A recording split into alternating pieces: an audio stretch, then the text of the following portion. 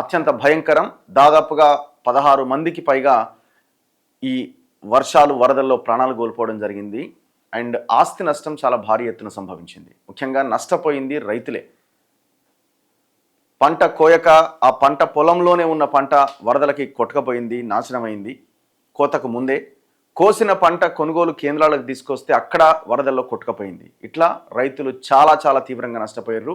ప్రభుత్వం 5 లక్షల ఎకరాలని చెప్తున్నది, కానీ దాదాపుగా 10 లక్షల ఎకరాలకు పైన పంట నష్టం సంభవించింది. రాష్ట్ర ప్రభుత్వము 10,000 రూపాయల పరిహారం ఏదో ప్రకటించినట్టున్నారు, కానీ పోయినసారే వరదలు వచ్చినప్పుడు మొన్న 10,000 ప్రకటించినట్టున్నారు. దానికి అతిగతి లేదు. అంతకుముందు కేసీఆర్ ముఖ్యమంత్రి ఉన్నప్పుడు ఆయన 10,000 ప్రకటించిండు. అంటే చెప్తున్నా, సీరియల్ ప్రకటించుడు ఇవ్వకపోవడు, ఇది ప్రభుత్వాలకి, నాయకులకి, పాలకులకి కామన్గా మారిపోయింది. అధికారంలో ఎవరున్నా సరే. ఇప్పుడు ఈ ముఖ్యమంత్రి కూడా పోయినసారి 10,000 రూపాయలు ఇస్తామన్నారు, వాళ్ళు కూడా ఇంకా మా అకౌంట్లో పడలేదని అంటున్నారు. అసలు ఈ 10,000 రూపాయలతో అయ్యేది లేదు, పోయేది లేదు. పాపం ఏం మిగులుతుంది చెప్పండి? ఆ 10,000 పెట్టుబడి కూడా కాదు అది. ఆయన చల్లిన ఆ మందు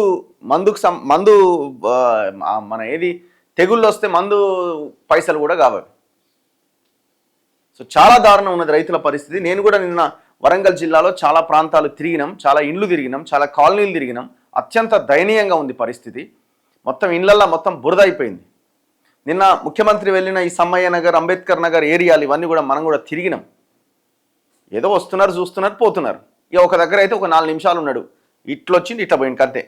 వాళ్ళు మాట్లాడకపోయా అని జనం దుమ్మెత్తిపోస్తున్నారు. మరి ఎందుకు వచ్చినారు, ఎందుకు పోయినారు, ఏం గమనించినారు మీరు అంటే? ఇప్పుడు ఒకటే అనుకోవాలి, పోయిన ముఖ్యమంత్రి ఏమో ఇంట్లోనే వండుకున్నాడు, ఈ ముఖ్యమంత్రి కనీసం రోడ్ల మీదకి వచ్చిండు, గంతే. దాంతో సాటిస్ఫై అవ్వాలా జనం? ఒక్కసారి ఆలోచించండి. మార్పు అంటే ఏంటి? సమస్యకి శాశ్వత పరిష్కారం చూపించగలిగినప్పుడే మీ మార్పు దిశగా మీ పరిపాలన సాగుతుందని ప్రజలు భావిస్తారు. మరి శాశ్వత పరిష్కారం ఏది? ఎక్కడున్నది శాశ్వత పరిష్కారం? ఈ వరంగల్లో వరదలకైతే పూర్తిగా కబ్జాలే, టోటల్గా మొత్తం రాజకీయ నాయకులే, దొంగలంతా. మాట్లాడదాం, చాలా అంశాలు ఉన్నాయి. ముందుగా ఈనాడు పేపర్తో స్టార్ట్ చేద్దాం. ఈనాడులో ఎకరాకు 10,000 పరిహారం, నీట మునిగిన ఇంటికి 15,000, నిరాశ్రయులైతే ఇందిరమ్మ ఇండ్లట.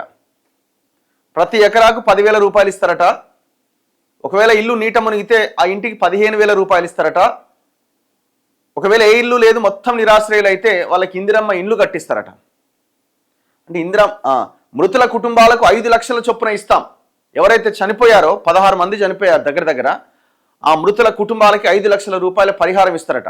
తుపానుతో 12 జిల్లాల్లో తీవ్ర నష్టం. ముఖ్యమంత్రి రేవంత్ రెడ్డి వరంగల్ వరద ప్రభావిత ప్రాంతాల్లో పర్యటన. 7 జిల్లాల కలెక్టర్లు అధికారులతో హన్మకొండలో సమీక్ష. నిన్న ఇంటికి పోయిండు, ఇదే ఇంటికి మనం కూడా పోయినాం. హన్మకొండ పట్టణం సమ్మయ్య నగర్లో బాధిత కుటుంబాన్ని పరామర్శించి ఇంటిని పరిశీలిస్తున్న రేవంత్ రెడ్డి. చిత్రంలో మంత్రి పొంగులేటి. మొంతా తుపాను ప్రభావంతో రాష్ట్రంలోని 12 జిల్లాల్లో తీవ్ర నష్టం వాటిల్లిందని ముఖ్యమంత్రి రేవంత్ రెడ్డి తెలిపారు. పంటలు నష్టపోయిన రైతులకు ఎకరాకు 10,000, మృతుల కుటుంబాలకు 5 లక్షల చొప్పున పరిహారం అందించేందుకు ప్రభుత్వం సిద్ధంగా ఉందని ప్రకటించారు. నీట మునిగిన ఇంటికి 15,000, నిర్వాసితులైతే మొత్తం ఇల్లు కూలిపోతే ఇందిరమ్మ ఇండ్లు మంజూరు చేసే విషయాన్ని పరిశీలించాలని అధికారులకు ఆదేశించిందట. ఈడనేమో పరిశీలించాలని, ఈడ చూడు ఏకంగా డైరెక్ట్ లైనే రాసి పడేసిండు, స్టేట్మెంట్ ఇస్తాం అన్నట్టుగానే రాసిండు. మరి ఎప్పుడు పరిశీలించాలి, ఎప్పుడు ఇవ్వాలి? ఆన్నే పరిశీలించి ఆన్నే ఇవ్వచ్చుగా. శుక్రవారమైన వరంగల్, హన్మకొండ నగరాల్లోని వరద ప్రభావిత ప్రాంతాల్లో మంత్రులు పొంగులేటి, కొండా సురేఖ, పొన్నం ప్రభాకర్, ఎమ్మెల్యే నాయని రాజేందర్ రెడ్డి కలిసి పర్యటించారు. హన్మకొండలోని సమ్మయ్య నగర్, కాపువాడ, వరంగల్, పోతన నగర్లలోని ముంపు ప్రాంతాల్లో కాలినడకన తిరిగి బాధితులను పరామర్శించారు. ప్రభుత్వం అన్ని విధాలుగా ఆదుకుంటుందని భరోసా ఇచ్చారు. నేను ఆయన సమ్మయ్య నగర్కి వెళ్తే అక్కడికి వెళ్ళినా, నేను ఫస్ట్ అక్కడంతా వీడియోలు అంతా చేసిన తర్వాత ఆయన రాకముందు అక్కడి నుంచి వెళ్ళిపోయి పోతన నగర్ అని అక్కడికి వెళ్ళిన. సరే చూద్దాం ఆయన రాని అని వెయిట్ చేసి ఆయన వచ్చిండు. వచ్చి ఇట్లా పోయిన అంతే.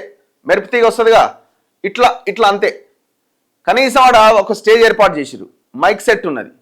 ఒక్కసారి ఒక మైక్ అందుకొని మీకు భరోసాగా నేను మీకు హామీ ఇస్తున్నా అని 2 ముక్కలు చెప్తే వాళ్ళు కొంచెం ఆ రాత్రన్నా ప్రశాంతంగా నిద్రపోతారు కదా. మరి ఏం చూసిండో, ఏం తీసుకున్నాడో, ఏమైందో వెళ్ళిపోయింది.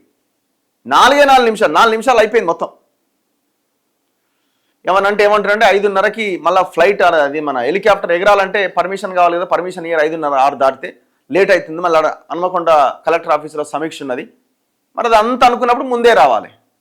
ముందు ఎట్లా వస్తుందో మరి అజారుద్దీన్ది అదే మంత్రిగా ప్రమాణ స్వీకారం అది అయిపోయినాక బయలుదేరిండు, అది వాయిదా వేసుకోండి, లేకపోతే నెక్స్ట్ డే పెట్టుకునేది ఉంటుంది. అసలు ఈ హన్మకొండ వరంగల్ ఈ ప్రాంతాలని నువ్వు సందర్శించాలంటే ఇమీడియట్ నెక్స్ట్ డేనే ఈ పని చేయాల్సి ఉండే. ఇమీడియట్ నెక్స్ట్ డే అంటే నిన్న కాదు మొన్న చేయాల్సి ఉండే, కానీ ఆ పని చేయలే, డిలే చేసిరు మీరు.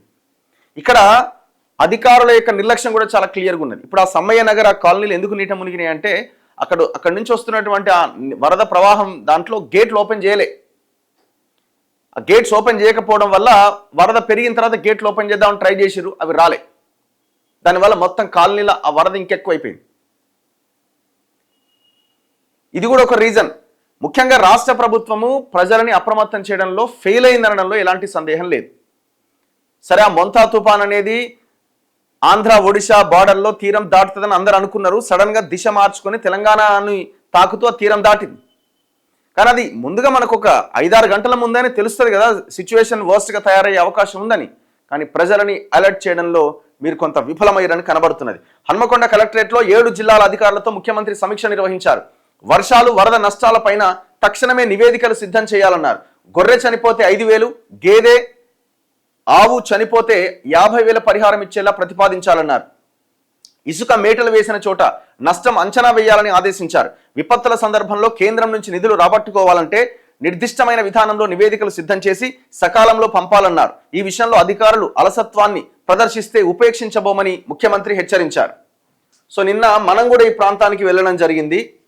బాధితుల కష్టం అంతా ఇంత కాదు, పాపం నరకం అనుభవిస్తున్నారు వాళ్ళు. అయ్యో, సిచ్యువేషన్ ఎంత వరస్ట్గా ఉందంటే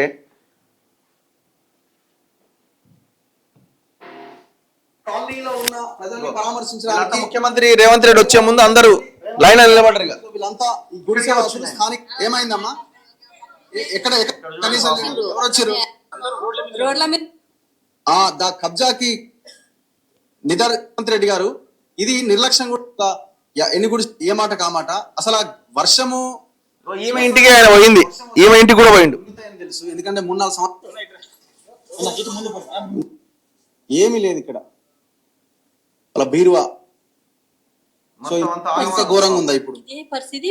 ఇప్పుడు కొంచెం ఎక్కువ వచ్చేసి అప్పుడు కొంచెం సామాన్ తీసుకోగలిగినాము, ఇప్పుడు సామాన్ మొత్తం తీసుకోలేకపోయాము. ఏం చదువుతున్నారమ్మా పిల్లలు? పాప డిగ్రీ ఫైనల్ ఇయర్, బాబు డిగ్రీ ఫస్ట్ ఇయర్. మరి పిల్లలు ఎక్కడ ఉన్నారు? వేరేగా మాకు వాళ్ళ ఇంటి దగ్గర వచ్చాయి. కాకపోతే చూడండి పాపం ఎట్లుంటున్నావు ఇంట్లో, ఎట్లుంటున్నావు ఇంత బురదల? రాత్రి ఏడున్నావు? నిన్న రాత్రి మొన్న రాత్రి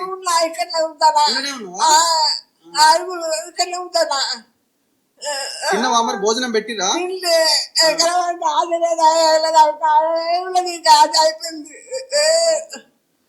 సో ఇంత వాస్ట్ సిచ్యువేషన్ ఆ ప్రాంతాల్లో ఉన్నది. ఇప్పుడు వాళ్ళది సెట్ చేసుకోవడానికి మీరు ఇచ్చే 15,000 రూపాయలు దేనికి సరిపోతుంది? మరి ఏం చేయాలి? గవర్నమెంట్ ఏం చేస్తుంది అని అంటే వాళ్ళకి ఇంతకు ముందే వాళ్ళకి ఇండ్లు కట్టించుంటే ఈ సిచ్యువేషన్ వచ్చేదా? అక్కడ ఆ రిటైనింగ్ వాళ్ళ కాలువలకి రిటైనింగ్ వాల్ కట్టించుంటే ఈ సిచ్యువేషన్ వచ్చేదా? ఆ కబ్జాలు తీసేసి ఉంటే ఈ సిచ్యువేషన్ వచ్చేదా? మీరు చూడండి, నెక్స్ట్ ఇయర్ కూడా మళ్ళీ ఏ ఇండ్లు అయితే మునిగిన ప్రాంతాలకు ముఖ్యమంత్రి పోయిండో మళ్ళీ అవే ఇండ్లు మళ్ళీ మునుగుతాయి. 100% జరగబోయేది కూడా మళ్ళీ అదే, అంతకుమించి ఏం జరగదు అక్కడ. ఇది ఓన్లీ తాత్కాలికము, ఇప్పటివరకు ఏదో వాళ్ళకి ఉపశమనం తప్ప ఇంకొకటి ఏం లేదు. ఒకవేళ ఆ డబ్బులు వస్తే ఉపశమనం. నేను ఇంతకుముందు చెప్పిన కదా, పోయిన ముఖ్యమంత్రి ఎప్పుడు ఇంట్లోనే పడుకునేటోడు ఫామ్ హౌస్లో, ఈయన బయటికి వెళ్ళిండు ఏదో తిరుగుతున్నాడు. ఇంతే, ఇక్కడికి మనం సాటిస్ఫై కావాలా? అది కాదు కదా. సమస్యకి పరిష్కారం దొరికినప్పుడు మీరు బయటకు వచ్చినా ఏం ఉపయోగం? డ్రామా కింద చూస్తారు జనం, ఫోటోషూట్ లాగా మీరు బయటకు వచ్చి పోయిరని చూస్తారు జనం. అది మీరే ఆలోచించుకోవాలి.